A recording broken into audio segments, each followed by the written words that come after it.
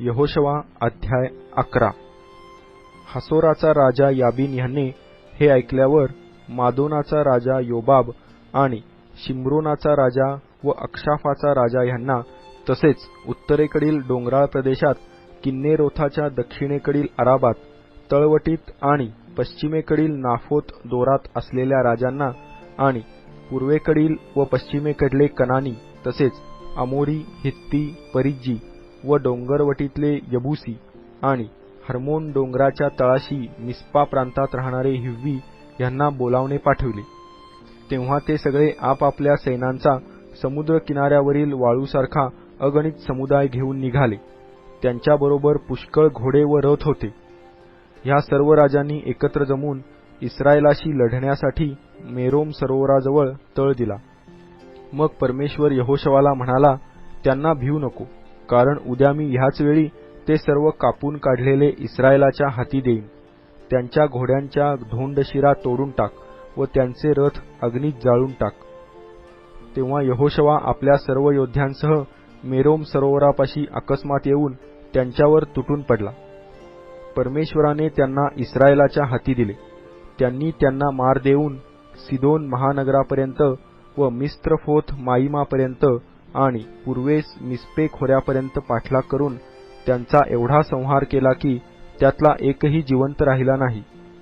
परमेश्वराच्या सांगण्याप्रमाणे यहोशवाने केले, म्हणजे त्यांच्या घोड्यांच्या धोंडशिरा तोडल्या व त्यांचे रथ अग्नीत जाळून टाकले। त्यासमयी यहोशवाने मागे परतून हासोर घेतले व त्याच्या राजाला तरवारीने ठार मारले। पूर्वी हासोर त्या सर्व राज्यांमध्ये प्रमुख होते। तेथल्या सर्व प्राण्यांना त्यांनी तरवारीने ठार मारून त्यांचा समूळ नाश केला, कोणताही प्राणी जिवंत ठेवला नाही। आणि त्याने हासोर नगराला आग लावून ते जाळून टाकले। परमेश्वराचा सेवक मोशे याच्या आज्ञेप्रमाणे यहोशवाने त्या राजांची सर्व नगरे सर्व राजांसह हस्तगत करून त्यांना तरवारीने ठार मारले व त्यांचा समूळ नाश केला। टेकड्यांवर वसलेली कोणतीही नगरे इस्रायलाने जाळली नाहीत, हासोर मात्र यहोशवाने जाळले। ह्या नगरातील सर्व मालमत्ता व गुरेढोरे इस्रायल लोकांनी लुटून नेली, पण त्यांनी तरवार चालवून प्रत्येक माणूस मारून टाकला, एकही प्राणी जिवंत ठेवला नाही। परमेश्वराने आपला सेवक मोशे ह्याला आज्ञा केल्याप्रमाणे मोशेने यहोशवाला आज्ञा केली आणि त्याप्रमाणे यहोशवाने केले। परमेश्वराने मोशेला आज्ञा पिलेली कोणतीही गोष्ट करण्याचे त्याने सोडले नाही।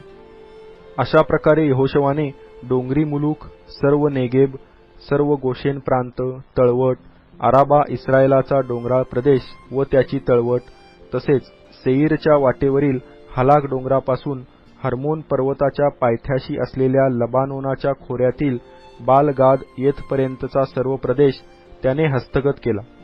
त्यांच्या सर्व राजांना त्याने धरून ठार मारले। त्या सर्व राजांशी यहोशवाने पुष्कळ दिवस युद्ध केले। गिबोनात राहणाऱ्या हिव्यांखेरीज कोणत्याही नगराने इस्रायल लोकांशी तह केला नाही, ती सर्व त्यांनी लढून घेतली। कारण परमेश्वराचा असा हेतू होता की आपण मोशेला आज्ञा केल्याप्रमाणे त्यांचा समूळ नाश करावा आणि त्यांना काहीच दयामाया न दाखवता त्यांचा संहार करावा। त्यांनी इस्रायलाशी युद्ध करावयाला बाहेर पडावे म्हणून त्याने त्यांची मने कठीण केली। त्यावेळी यहोशवाने डोंगराळ प्रदेशात जाऊन हेब्रोन, दबीर व अनाब येथे राहणाऱ्या आणि यहुदाच्या सबंध डोंगराळ प्रदेशात राहणाऱ्या व इस्रायलाच्या सबंध डोंगराळ प्रदेशात राहणाऱ्या अनाकी लोकांचा उच्छेद केला। यहोशवाने त्यांचा व त्यांच्या नगरांचा समूळ नाश केला। इस्रायल लोकांच्या देशात एकही अनाकी उरला नाही, मात्र गज्जा, गत व अशदोद ह्यातले थोडे उरले। परमेश्वराने मोशेला सांगितले होते त्याप्रमाणे यहोशवाने सर्व देश काबीज केला। यहोशवाने तो इस्रायलाला त्याच्या वंशाच्या हिश्श्याप्रमाणे वतन म्हणून वाटून दिला। तेव्हा देशाला युद्धापासून विसावा मिळाला।